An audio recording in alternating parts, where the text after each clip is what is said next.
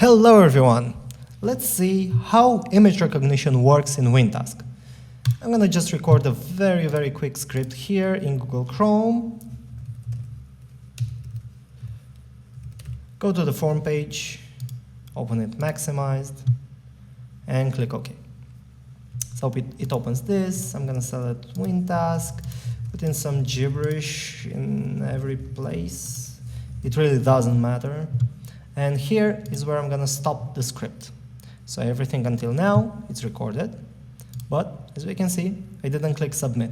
Now let's consider that this submit button cannot be clicked by normal means because it's not an HTML element, or it is hidden, or it is in a virtual machine, for example, and it is not identified. And we still want to click it.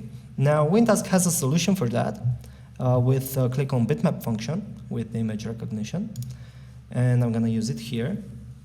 I'm going to start typing click on. And as we can see here, WinTask already guesses that I want to use this function. And it gives me a wizard. So I'm going to click wizard. This will pop up. I'm going to click capture.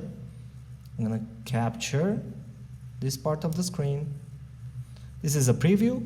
I'm okay with it. This is the part that I want. I'm clicking on it. Click browse. I'm gonna have to save it and give it a name. Let's call it submit. Simply submit, because that's what it is. Okay. And now here I have different options. I can click in the exact same position, but this is not always accurate because the button may change, may be in a different position, maybe the page is dynamic, or it's minimized and it can be anywhere on the screen, or in virtual machines you may swap them and so on. So I'm going to select somewhere in the window. Anywhere in the window it finds this bitmap, this image, and it will click on it. And I'm gonna put the threshold a little bit lower because of anti-aliasing reasons.